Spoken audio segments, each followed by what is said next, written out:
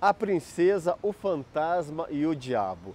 Eu sou Clístenes Beth e essa ação só foi possível através da Lei Aldir Blanc, Lei Federal número 14.017 de 2020. E esse é um trabalho sobre patrimônio histórico, cultura material e imaterial, tradições orais e a minha profissão também, historiador e ator de teatro. Oralidade, tudo que uma sociedade considera importante para o perfeito funcionamento de suas instituições, para uma correta compreensão dos vários estados sociais e seus respectivos papéis, para os direitos e obrigações de cada um, tudo é cuidadosamente transmitido. Numa sociedade oral, isso é feito pela tradição, enquanto numa sociedade que adota a escrita, somente as memórias menos importantes são deixadas à tradição.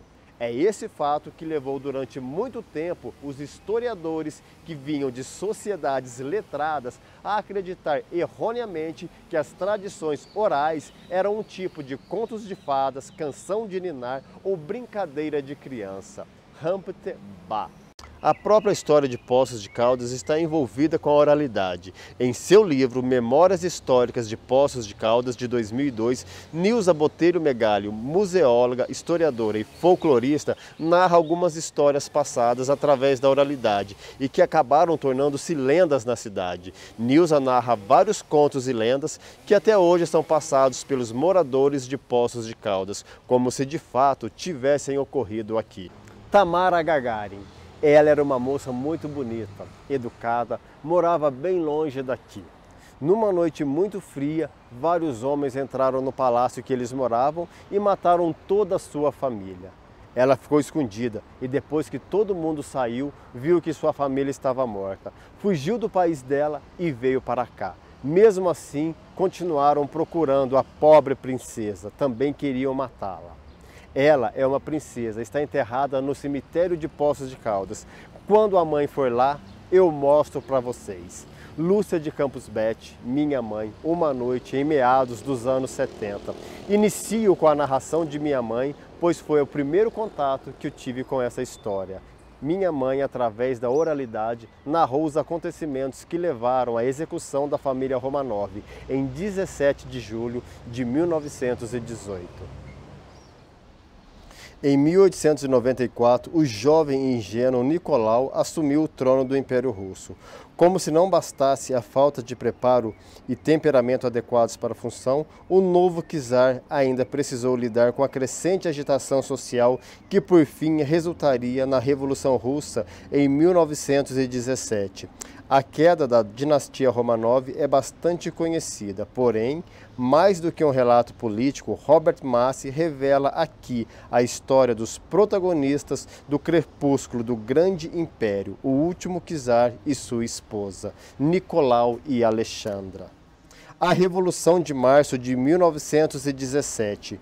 Enfrentando 35 graus abaixo de zero, o povo de Petrogrado tremia de frio e fome. Diante das padarias formavam-se longas filas de mulheres esperando horas pela ração de pão, enquanto a neve pousava suavemente sobre seus casacos e chales. Operários cujas fábricas tinham sido fechadas por falta de carvão fervilhavam pelas ruas, angustiados, reclamando e esperando que alguma coisa acontecesse. E foi assim que deu início a Revolução Russa de 1917, que levou à execução da família Romanov em 1918. A família Romanov, após a Revolução de 1917, foi obrigada a deixar o palácio onde moravam e foram para outro local que ficou conhecido como a Casa do Propósito Especial. Propósito esse que aconteceria no ano seguinte, em 1918, no dia 17 de julho. Todos foram inocentemente para a cama no dia 16. À meia-noite, Yurovsky os acordou, ordenando que se vestissem depressa e descessem. Disse que os tchecos e o exército branco se aproximavam de Ekaterimburg e o soviético regional havia decidido que eles precisavam ser retirados. Ainda sem suspeitas, a família se vestiu. Nicolau desceu primeiro, carregando Alexei. Sonolento, o menino apertava os braços em torno do pescoço do pai. Yurovsky os levou a uma pequena sala no porão de 5 por 5 metros e meio e ali tudo aconteceu. Quando todos estavam reunidos, Yurovsky voltou à sala seguido pelo esquadrão da Tcheca, todos empunhando revólveres. Ele se adiantou e deu a sentença de morte à família Romanov. Nicolau só teve tempo de perguntar o quê antes que Yurovsky apontasse para sua cabeça e atirasse. Nicolau morreu instantaneamente. A esse sinal, todo o esquadrão de carrascos começou a atirar. Alexandra teve tempo de levantar a mão e fazer o sinal da cruz, antes de morrer com uma única bala. Olga, Tatiana e Maria, atrás da mãe, foram atingidas e morreram rapidamente. A sala, cheia de fumaça e cheiro de pólvora, ficou subitamente silenciosa. Demidova, a empregada, sobreviveu à saraivada, mas, em vez de recarregarem, os carrascos pegaram rifles na sala ao lado e foram atrás dela, agredindo-a com baionetas. O sangue corria dos corpos no chão. Então houve um movimento e um gemido baixo. Alexei moveu a mão trêmula. Yurovsky se acercou e deu 2 tiros no ouvido do menino. Nesse momento, Anastácia, que havia apenas desmaiado, recobrou a consciência e gritou. O bando inteiro foi para cima dela, com baionetas e coronhadas. No momento seguinte, ela jazia imóvel. Estava terminado. E aqui nossa história toma um outro rumo. Nesse momento, Anastácia, que havia apenas desmaiado, recobrou a consciência. Anastácia Romanov teria escapado da Revolução Russa, teria escapado e sobrevivido à execução de sua família Romanov em 1918? Estaria morando em Poços de Caldas? Poços de Caldas, 26 de outubro de 1963. Ilustríssimo senhor Eugênio Silva, repórter da revista O Cruzeiro.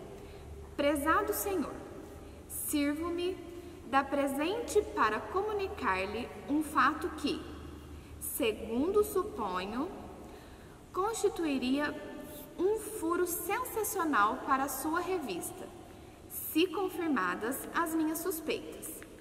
Trata-se do seguinte: existe nessa bela cidade de Poços de Caldas uma senhora ou senhorita, aparentando mais de 55 anos de idade, embora declare ter apenas 46. É conhecida por Miss Tamara e aqui reside há cerca de 24 anos. Miss Tamara exercia a profissão de professora de línguas, pois fala mais de 10 idiomas, segundo soube. Atualmente está inválida, portadora que é da moléstia de Parkinson. Sua ex-aluna e confidente agora acumula as funções de governanta. É uma velha solteirona em excelente situação econômico-financeira, podendo ser mãe de Miss Tamara pela idade. Entretanto, fato curioso, trata a Miss por senhora. Cuida da doente, servindo-a como humilde serva, apesar da diferença existente entre ambas, quanto a recursos financeiros, pois Miss Tamara está paupérrima e enferma. Até aqui, nada de extraordinário para um repórter, mormente de uma revista como a sua. Acontece que a vida de Miss Tamara está envolta em um denso mistério. Se não vejamos, Miss Tamara, conhecida aqui na cidade como a Princesa Russa, reside à Rua Santa Catarina, número 270, e anexo a uma residência onde está fixada uma tabuleta de professor de inglês. Revista O Cruzeiro, 7 de dezembro de 1963. Eugênio Silva, diretor do Bureau de O Cruzeiro, em Belo Horizonte, recebeu a carta e a denúncia. Poderia, pois, procurar-me no meu endereço, onde ficarei até o dia 5 do próximo mês vindouro, e juntos iríamos até a residência da muito provável, célebre e infeliz Anastácia. Anastácia Romanov. Uma princesa russa misteriosa vive modestamente em Poços de Caldas. Coube ao repórter Oswaldo Amorim a difícil missão de apurar a veracidade da informação. Empunhou sua máquina fotográfica e foi a Poços de Caldas. Ali encontrou uma princesa que já foi muito bonita, chama-se Tamara Gagarin. Tem horror à publicidade, fala 8 línguas, tem cultura e fala com saudade sobre a Rússia. É pobre, é orgulhosa, esconde-se. Tem como governanta uma de suas alunas, está doente e ama Rasputin. Tem carteira modelo 19, andou no sul e na Amazônia antes de chegar à agradável cidade mineira, onde ficou morando. Demonstra sofrimento e amargura, desencanto, tem saudades da Rússia. Não gosta que se fale em Anastácia, a bela filha do czar Nicolau II, sobre quem se contam tantas histórias e mistérios, realidade e ficção. Como aconteceu a fuga? Eu fugi junto com Alessandro Tatitchev. Nós fugimos pelo lago Ladoga, que fica entre a Rússia e a Finlândia, numa superfície de gelo. Para isso, fomos envoltas em lençóis brancos para sermos confundidas com a neve. Quem não conseguia era metralhado. E os revolucionários não percebiam isso? Sim, para nosso desespero. Eles fixavam o holofote por horas e a pessoa acabava se tornando uma mortalha de gelo. Dos 140 que fugiram, só 30 conseguiram. E por qual motivo vocês escolheram o Brasil?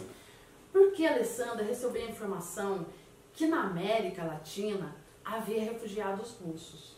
Então, ela pegou toda a sua joia e seu dinheiro que conseguiu esconder na roupa na fuga e viajamos por muito tempo. Acabamos fixando na Amazônia.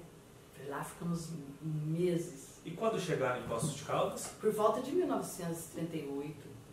E agora eu leciono inglês, francês, português, espanhol, italiano e para os estrangeiros o português. Tá, aqui no Brasil vocês conseguiram a segurança? Sim, pois em São Paulo houve uma tentativa de envenenamento comigo. Quase morri, fiquei meses na Santa Casa. Uma princesa russa que conseguiu escapar da Revolução através de um lago gelado e de uma tentativa de assassinato em São Paulo. Percorreu vários países e até a selva amazônica à procura de parentes perdidos. Vive hoje numa casa humilde em Poços de Caldas, onde se refugiou há 20 anos, ganhando a vida como professora de línguas. Em 1942, morreu Alexandra Tatitchev, Salústia, que herdou como bem a única casa que fora dos pais. Não tem outra renda, pois não pode sair para trabalhar, dedicando todo o tempo a cuidar de Tamara.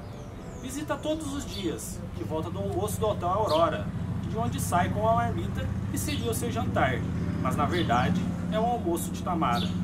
À noite, toma um lanche à base de café, leite e pão. Falta-lhes dinheiro para 4 refeições por dia. As pessoas mais próximas se compadecem e levam-lhes frutas, biscoitos de vez em quando. Por favor, não publique isso. Eu não quero que as pessoas saibam que eu passo necessidade. E não me chame de princesa, pois na Rússia e no Brasil não há mais monarquia. Durante toda a reportagem da revista O Cruzeiro, em nenhum momento Tamara Gagarin diz ser Anastácia Romanov, embora através da oralidade as pessoas digam que ela se apresentava como tal. A entrevista mostra o contrário. Tamara, apesar da doença, pelo que está escrito na revista, tem um ar lúcido, sabe muito bem o que está falando. Tamara Gagarin não diz que é a princesa Anastácia Romanov. Alguns pontos do repórter da revista O Cruzeiro.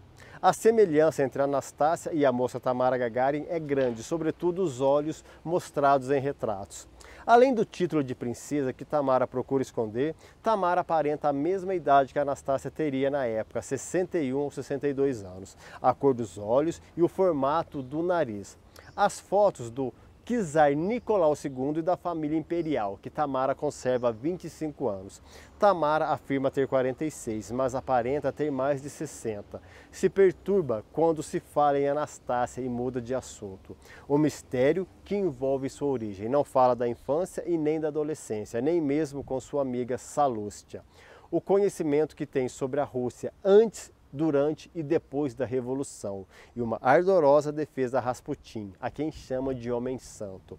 O pavor que tem dos russos, a queima de cartas e várias coisas que procura esconder de todos, servem de combustível para alimentar as suspeitas das amigas. Um dado importante, Tamara disse que teria 46 anos, mas aparenta mais de 60. Nem o nome dos pais quis dizer. Seu pai, príncipe Alexandre Paulo Sérgio, e sua mãe, princesa Maria Vera Gagarin, foram assassinados durante a Revolução de 1917, que derrubou o governo do czar. Os que são citados na reportagem aparecem na carteira modelo 19, registro de certidão número 40.586, tirada em 3 de março de 1955, e a mesma está em poder do advogado Jair Pinto. A carteira modelo 19 é um documento que todos os estrangeiros usavam no Brasil, uma lei de 1938. De acordo com a semelhança das fotos de Tamara Gagarin na sua juventude e também Anastácia Romanov, fica bem evidente que elas seriam a mesma pessoa. Seria Tamara Gagarin a filha do czar Nicolau II? Diferente de Tamara Gagarin, que nunca afirmou ser Anastácia Romanov, outras mulheres durante anos tentaram provar que eram a filha do czar. A mais conhecida delas também aparece em edição bem anterior na revista O Cruzeiro, número 45, de 23 de agosto de 1958. Trata-se de Anna Anderson. No livro Nicolau e Alexandra, Robert Massi se refere à sua história como patética. Miss Anna Anderson, que passou a vida inteira tentando provar que era a grã-duquesa Anastácia, ficou mundialmente famosa. Todavia, foi contestada por várias outras Anastácias, vivendo nos mais distantes cantos do mundo. Coube à grã-duquesa Olga, que tivera maior intimidade com a sobrinha do que qualquer outro Romanov vivo, entrevistar muitas dessas mulheres. E foi com tristeza que declarou que Anna Anderson era uma impostora. Anna Anderson foi a mais famosa das moças que exigiram o reconhecimento como Anastácia. Anna Anderson teve também sua história inspirada no filme que rendeu a Ingrid Bergman o Oscar de melhor atriz ao interpretar o papel título Anastácia em 1956. O filme foi baseado na história real da família Romanov e também de Anna Anderson. Também o desenho Anastácia, animação produzida pela Fox Animation Studios, e atualmente aparece na produção Os Últimos Czares, na Netflix. Um teste de DNA feito após a morte de Anna Anderson comprovou que ela era Francisca Skankowska, uma operária desaparecida na mesma época que Anna aparecera. A princesa Tamara Gagarin, que todos acreditam ser Anastácia Romanov, viveu escondida e reclusa no mesmo local, a Rua Santa Catarina, número 271. E após a demolição da casa de Dona Salluste, aqui na Rua Santa Catarina, número 271, uma parte do patrimônio histórico de Poços de Caldas se vai junto com ela. E hoje, uma nova construção está em seu lugar. O local se encontra exatamente dessa maneira.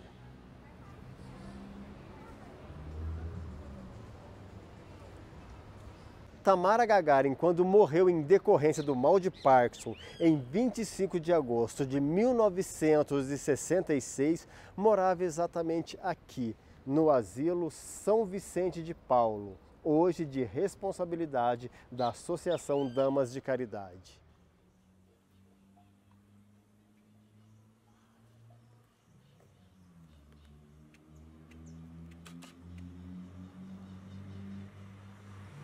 E para finalizar o trabalho sobre a princesa Tamara Gagarin, a princesa de Poços, eu trouxe vocês aqui no Cemitério da Saudade para visitarmos juntos o túmulo dela. Venham comigo.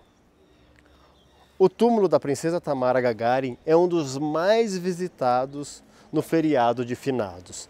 Apesar das pessoas não saberem que toda a família Romanov foi canonizada pela Igreja Ortodoxa Russa, eles dão a Tamara Gagarin um ar de santidade e pedem a ela milagres e graças.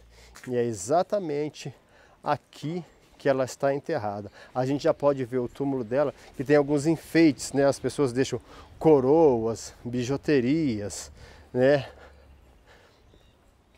Na placa a gente pode ver Condessa Alexandra Tatichev, que foi a moça, né, que acompanhou durante a fuga até o Brasil, e também embaixo da placa está a princesa Tamara Gagarin. E ali na cruz tem uma foto dela quando era mais jovem, bem antes de passar pela cirurgia que ela conseguiu através da revista O Cruzeiro. O local que ela está enterrada, para ficar fácil da gente encontrar, é o Perpétuo T193QBMPN. Além da Condessa Alexandra Tatichev, a outra mulher tão famosa para a nossa história de Poços de Caldas não precisa ser Anastácia Romanov. Tamara Gagarin é a princesa de Poços de Caldas.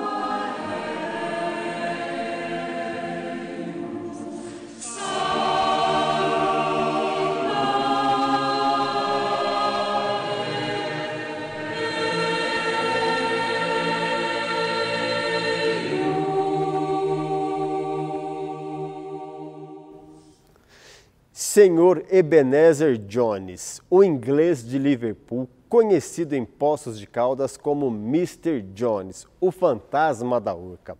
O Teatro da Urca serviu a tantos propósitos particulares e públicos que o vasto prédio, após a proibição dos cassinos, chegou mesmo a asilar um estrangeiro inválido, paraplégico e desamparado, o senhor Mr. Jones, que uma enfermidade o deixou assim.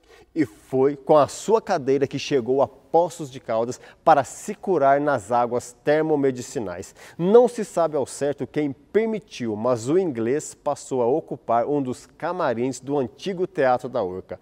Após sua morte, lá ficaram sua cadeira de rodas, seus pertences pessoais e um camarim trancado por mais de uma dezena de anos. Depois de seu falecimento, o que era motivo para medo gerou muitas lendas sobre a existência do famoso fantasma da Urca. A proibição dos cassinos representou também um grande prejuízo para a área cultural de Poços de Caldas. Tanto tempo fechado, guardando apenas restos do cassino, parte de cenários e utensílios que pertenciam ao Mr. Jones, tudo contribuiu para reforçar a lenda urbana do nosso fantasma da ópera. Nos anos 70, existia em Poços de Caldas uma atividade voltada à produção cinematográfica e, a convite da radiodifusora, gravaria uma novela chamada a maior história de todos os tempos, que retratava a vida de Jesus. Foi a partir de então que a trupe decidiu fazer a peça sacra da vida de Jesus Cristo.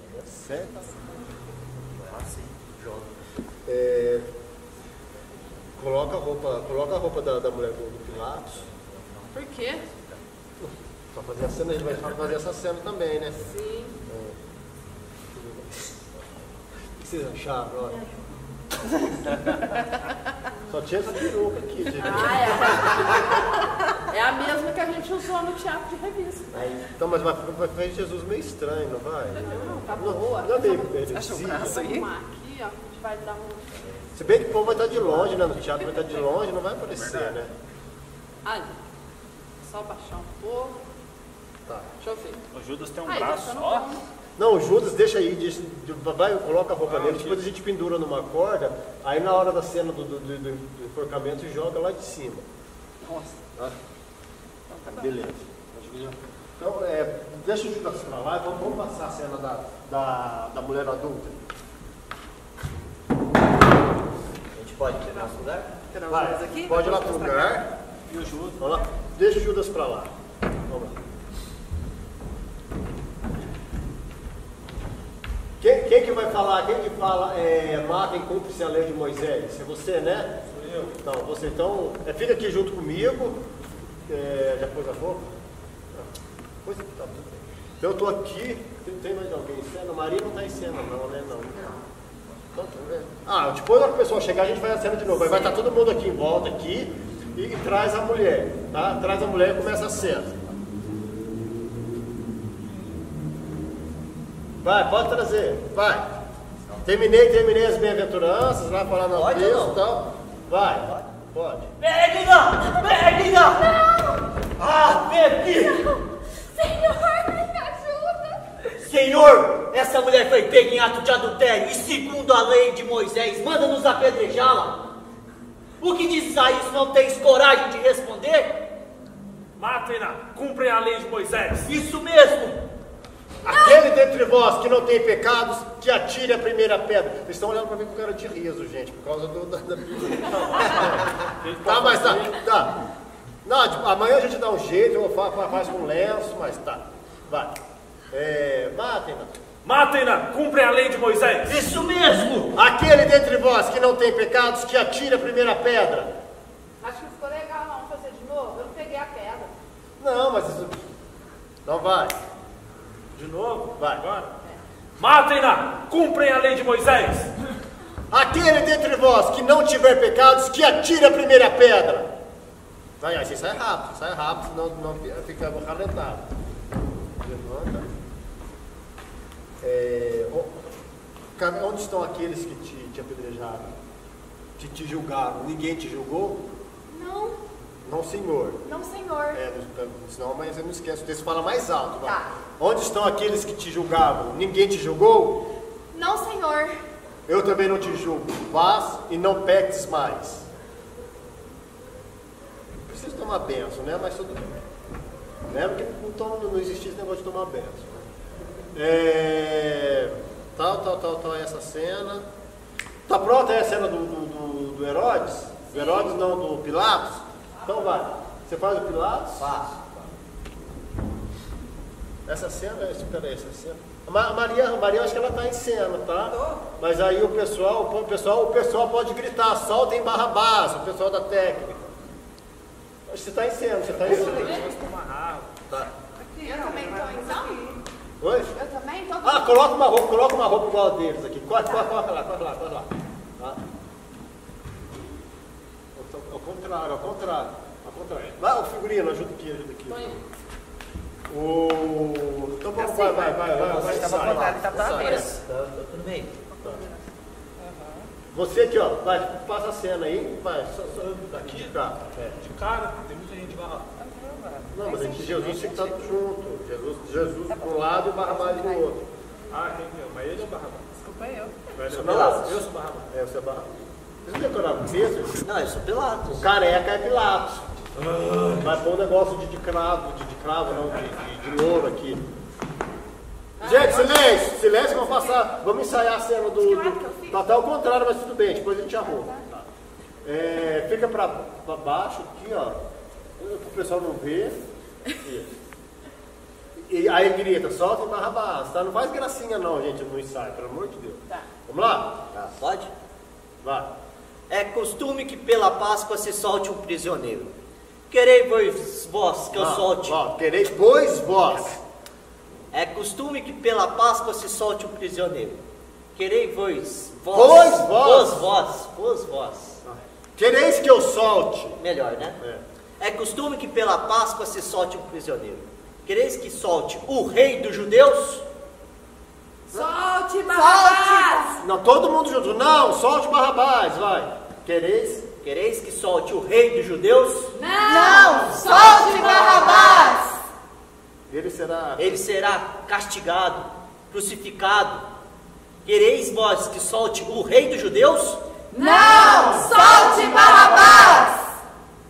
Lava as minhas mãos. Não. Eis o homem, crucifica. Vai. Gente, vocês não leram o texto, não leram nem a Bíblia. Pelo amor de Deus, gente. Você vai fazer um papel de Jesus, vai fazer uma paixão de Cristo, uma via sacra, o mínimo tem que ler a Bíblia. Vai, tá lá.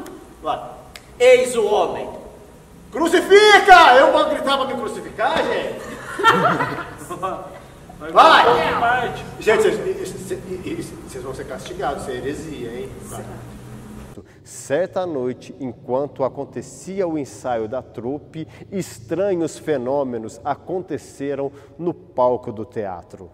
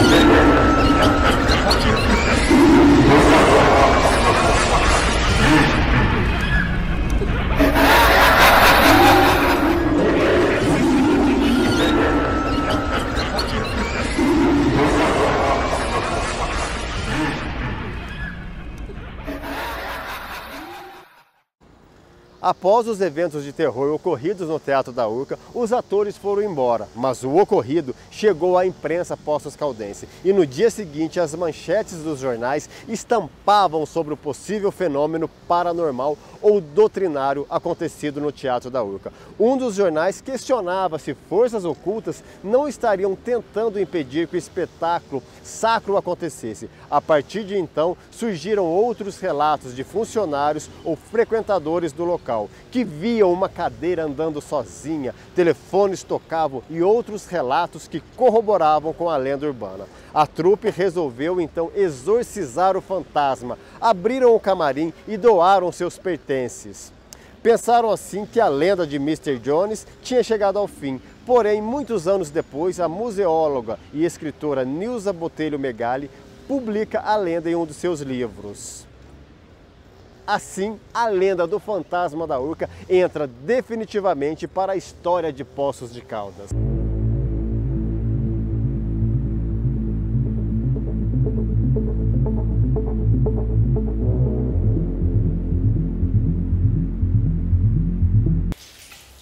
A fonte Pedro Botelho. Ponto turístico que fica no centro da cidade, aqui ao lado das termas Antônio Carlos. Tem em sua origem uma lenda diabólica. Através da oralidade, narra-se que caçadores de antas notaram que os animais frequentavam alguns bebedouros de águas quentes e essas vertiam um cheiro podre de ovo, certamente indicando que as águas vinham das profundezas do inferno. Medrosos e supersticiosos atribuíram tal fato a Satanás. Então surgiu daí a lenda de que o diabo fora visto bem nessa região. O nome Pedro Botelho vem de Pero el Boteiro, o temível condutor das almas até as profundezas do inferno. Também fora citado em crenças medievais.